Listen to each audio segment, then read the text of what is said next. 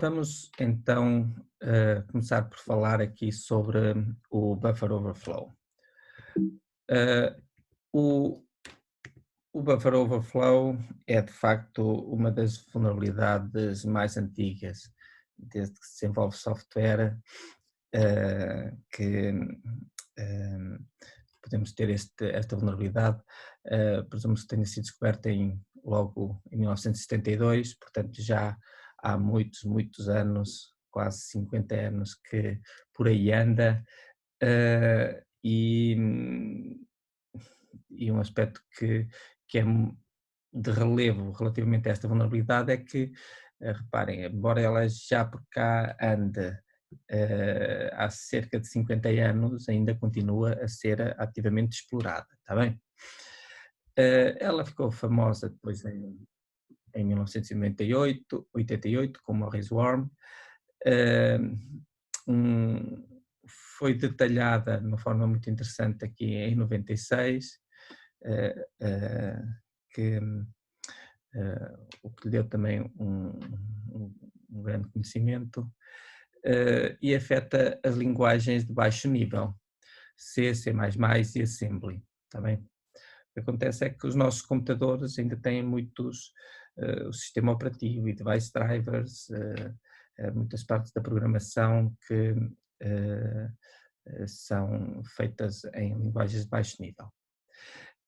O buffer overflow é das vulnerabilidades mais comuns, e portanto acaba por ser algo que aparece com relativa facilidade, inclusivamente nas notícias. Em termos de ataques famosos, temos aquele que já referi, de 98 do Morris Worm, que afetou, dizem aqui, cerca eh, eh, de 10% da internet, na altura eram 6 mil servidores. Em 2001 já foram quase 360 mil vítimas em menos de uma semana. Em 2003, um outro ataque, SQL Slammer, embora tenha cá o termo SQL, na realidade era um buffer overflow, também em 10 minutos, em apenas 10 minutos conseguiu afetar 75 mil vítimas. Mais tarde, em 2008, o Configure, com 15 milhões de computadores, pronto, e depois isto é usado, e vocês conhecem isso, em muitas das situações em que exploram buffer overflow e que permitem o acesso à Xbox, PlayStation 2, 3, à Wii, iPhones, iPads, telemóveis Android, acesso root, etc. Portanto, muitos destes jailbreaks, destes ataques, exploram o buffer overflow. Inclusivamente, mais tarde, aqui o Stuxnet, não sei se ainda se lembram, também terá usado o buffer overflow para afetar uma centrais de enriquecimento de urânio do Irão. Ok, então já vimos que o buffer overflow é uma vulnerabilidade muito prevalente, e que afeta principalmente linguagens de baixo nível. Agora, com o advento da Internet of Things ou da Internet of Everything, em que temos milhões de pequenos dispositivos com poucos recursos de processamento e memória a correr com acesso à internet, muitas vezes com poucas medidas de proteção implementadas, podemos ver que o buffer overflow também está presente em muitos deles e também pode ser explorado. Ok, eu vou falar sobre o buffer overflow, tendo por base o x86, em que porque é uma forma mais fácil de falar aqui em processadores de 32 bits, mas depois vocês até podem explorar isto para processadores de 64 bits, etc. É tudo muito semelhante. Ok, a organização de memória, que vocês devem conhecer da arquitetura de computadores, é qualquer coisa como isto que eu aqui tenho. Na parte mais baixa da memória temos o sistema operativo e depois nesta parte de memória virtual reservada para o programa, começamos por ter neste ponto text o código do programa, depois temos os dados estáticos, as suas tais variáveis globais que não podem ser mudadas, portanto com as constantes globais, depois temos as variáveis globais que estão nesta parte da memória, e depois temos o stack, cresce desde a memória mais alta em direção ao código do programa, e por outro lado temos o heap, que cresce desde o código do programa em direção ao stack.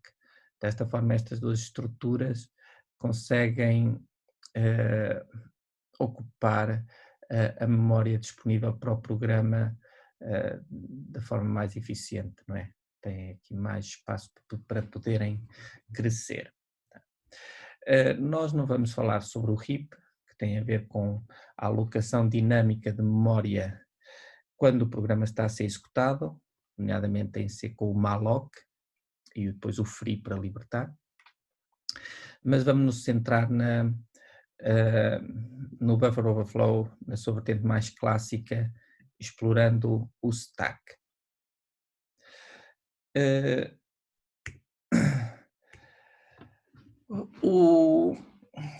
Aqui o x86 tem um conjunto de registros. Os registros são aquelas instruções, aquelas posições de memória que estão dentro do processador e que permitem ao processador executar as suas funções. Portanto, o x86 tem este conjunto de registros. Nós, deste conjunto de registros, vamos nos centrar principalmente em três, que são estes três que aqui estou a mostrar. Vou começar pelo último, que é o Instruction Pointer. O que é este registro do processador? Este registro aponta para aquela posição de memória onde está o código que vai ser executado. Portanto, na memória do dispositivo ou do computador, temos o programa que está a ser executado e o processador tem que saber o que é que vai executar a seguir. E então ele, para saber o que vai executar a seguir, tem este instruction pointer que aponta para essa instrução. Quando essa instrução é executada, o instruction pointer passa a apontar para a próxima instrução que vai ser executada. Reparem que a próxima instrução que vai ser executada pode ser a que está imediatamente a seguir, mas pode ser uma que esteja longe desse sítio. Por exemplo, quando uma parte do programa chama uma subrotina, a subrotina não está imediatamente a seguir àquela instrução. Pode estar muitas instruções afastadas, está bem? Então, portanto, o instruction pointer vai apontar para a próxima execução que vai ser executada, que pode ser logo a seguir ou pode ser noutra posição qualquer. Reparem também que cada instrução que vai ser executada pode ocupar um tamanho diferente, pode ter um tamanho diferente, não é? Pode ter 3 bytes, 4 bytes, 5 bytes, etc. Está bem? Portanto, este aqui é um instruction pointer, é muito importante para nós. Outros dois registros muito importantes é o base o base pointer, o stack base frame pointer e o stack pointer. O base frame pointer, o EBP, chamo-lhe base pointer, aponta para a base do stack e o ESP, portanto, que é o stack pointer, aponta para o topo do stack. E o que é isto do stack e para que é usado o stack? O que acontece é o seguinte, quando um pedaço de código está a ser executado, ele tem que ter ou pode ter variáveis locais. Todos vocês, quando desenvolvem software, fazem isso, não é? Tem uma subrotina e essa subrotina tem variáveis locais, variáveis que só o seu tempo de vida limita-se à execução daquela subrotina. E então onde é que essas subrotinas estão, onde é que essas variáveis estão armazenadas? Ok, estão armazenadas no stack que é criado quando essa subrotina é executada. E a memória onde essas variáveis estão é libertada assim que essa subrotina deixa de ser executada. Está bem? Portanto, o stack tem uma estrutura last in, first out.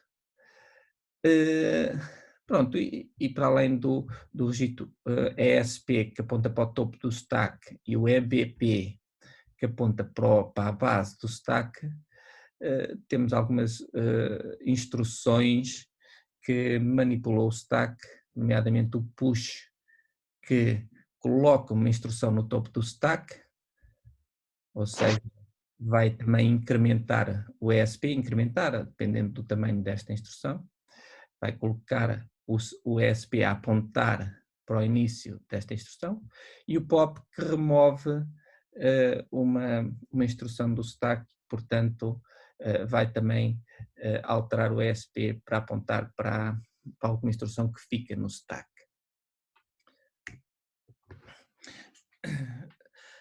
Para facilitar, tenho aqui um diagrama que mostra o stack.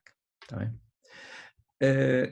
Para cada subrotina que está a ser executada, é criada o chamado stack frame, que é o stack dessa subrotina, e então o EBP,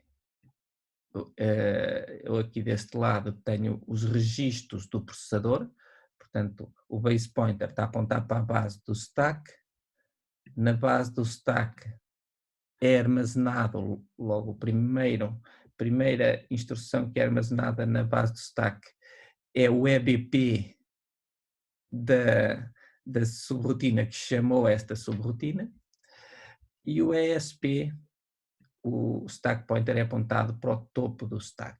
Está bem? Então vamos ver aqui o funcionamento do stack.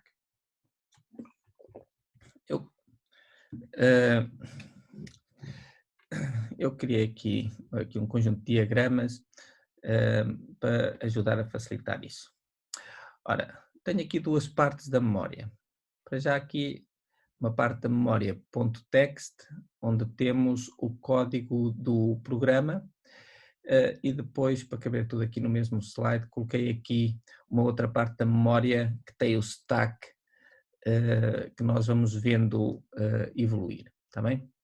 Então vamos supor que, portanto, a parte da memória é esta parte aqui central e aqui no stack também é esta parte aqui central, está bem?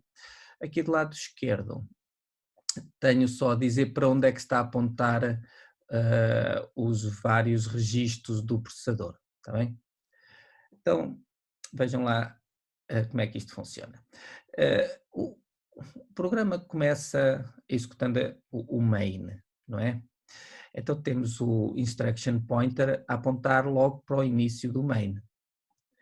Ora, no início do main temos um pedaço de código máquina que é chamado o prólogo e que vai criar o stack frame. Pronto, vamos supor que isso já foi feito, e então se olharmos para o stack, eu tenho aqui o stack frame do main, é constituído, podemos ver aqui deste lado. Então o que é que temos? Temos mais uma vez o base pointer, que como estou a executar o main, está a apontar para a base do stack frame do main, e o stack pointer está a apontar para o topo do stack frame do main. Está bem?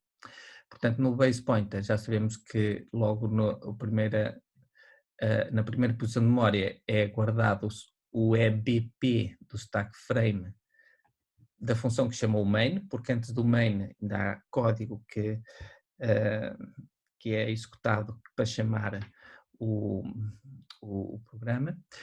E depois tenho aqui uma zona de memória onde tenho as variáveis locais do main. Também. A isto tudo damos o nome de stack frame do main. Pronto. E antes disso tínhamos aqui outras coisas, e aqui tínhamos o stack frame da parte da função que chamou o main, está bem? Já agora reparem como é que está organizada a memória, está bem? Eu tenho aqui a memória baixa aqui nesta zona, e aqui a memória alta, da mesma forma o stack, memória baixa, e aqui a memória alta. Lembram-se que o stack cresce da memória alta para a memória baixa, em direção ao código de programa. Eu, se pusesse estas duas coisas juntas, eu teria posto esta parte .text aqui da parte de cima, está bem? Ok, então vamos continuar a executar, ou seja, o processador vai executar aqui instruções do programa, o EIP vai passar para a posição seguinte. E cá está, o EIP saltou para a posição seguinte. Vamos supor que nesta posição de memória do código de programa temos um call, uma chamada a uma subrotina. Neste caso vai chamar a função 1. Se olharmos, a função 1 encontra-se aqui nesta outra posição de memória. Temos aqui a função 1, tem o seu código. Olhem, a função 1 ainda vai chamar a uma função 2, que está aqui mais à frente. Quando a função 2 termina, retorna para aqui. A função 1 continua a execução, a certa altura termina e vai ter que saltar para aqui, para a instrução logo a seguir a esta instrução que vai chamar a função 1, certo? Ela volta para aquele mesmo sítio. Depois, no main, isto continua a executar, a certa altura ainda vai chamar a função 3, ou seja, vai ter que saltar a execução do programa para aqui e depois retorna outra vez para depois continuar a execução do main. Está bem? Portanto, este é um funcionamento típico. Está bem? Ok. Então, reparem no seguinte. O processador só tem um instruction pointer. O instruction pointer está a apontar para este sítio. Aqui no main está a dizer para saltar para a função 1. Ok, aqui tem o valor da instrução de memória onde se encontra a função 1. Portanto, o EIP há de passar para aqui. Só que depois, quando chega a altura de retornar para a função 1, como é que ele sabe qual é o sítio para onde ele tem que saltar? Porque aqui na realidade na função tem o retorno da função 1, retorna para onde quer que ele tenha sido chamado, porque pode ter sido chamado de vários sítios, não é? Então como é que o processador sabe qual é o valor que vai ter que pôr no EIP? Ok, para conseguir responder a isso, a ideia é simples, quer dizer, eu antes de fazer o salto para aquela posição, eu vou ter que guardar o valor deste EIP. Vou ter que o guardar em algum sítio para depois, quando eu chegar ao final da função 1, poder ir buscar aquele valor EIP que guardei e depois saltar para lá, está bem? Ok, e então qual é o sítio onde o EIP vai ser guardado? Já estamos mesmo a ver, o EIP vai ser guardado aqui no stack. Querem ver? Eu vou fazer isto. O EIP que é guardado é o EIP, não é o EIP desta instrução que chama a função 1, é o EIP da instrução que está logo a seguir. Portanto, a instrução para onde é que a execução do programa tem que saltar quando termina a execução da função 1. Portanto, esta chamada da função 1, uma das coisas que vai fazer é colocar o EIP no stack, faz o push do EIP e, portanto, o stack pointer também vai aumentar. E então, já tendo o EIP guardado, já posso alterar o valor deste EIP para o do início da função 1. Pronto. Quando o EIP passa para o início da função 1, outra coisa que vai ter que ser guardada é o base pointer do stack, porque eu tenho que saber qual é o início e o fim do stack, tá bem? O base pointer é então guardado logo a seguir ao EIP. Estas coisas são importantes, tá bem? O stack pointer vai subindo. Reparem que eu não preciso de guardar qual é a posição do stack pointer, porque já sei que o stack pointer do stack frame anterior é antes do EIP, portanto está a apontar para aqui, portanto eu sei que está logo aqui, tá? Entretanto, vamos continuar a executar, eu vou ter que guardar, quando entro aqui na função 1, outra parte do prólogo é criar o espaço necessário para colocar as variáveis locais. Pronto, então é isso que é feito.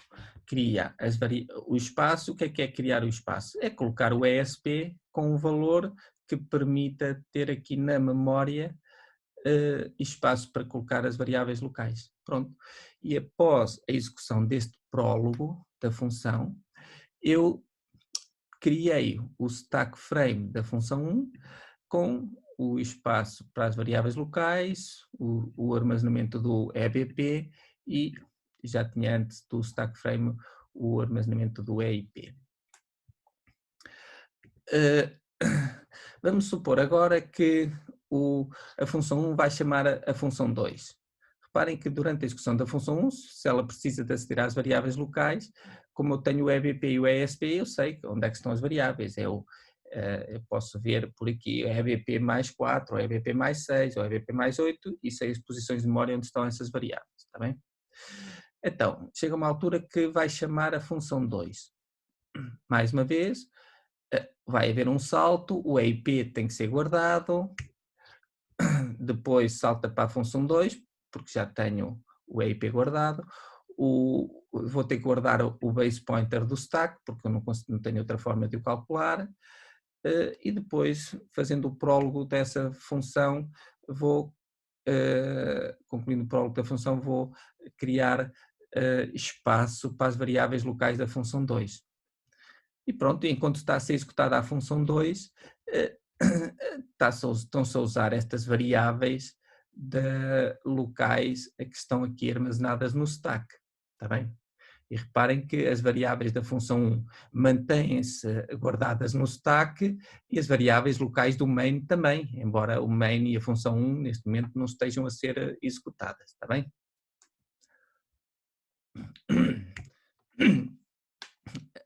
Chega-se aqui uma altura na função 2 que termina a sua execução.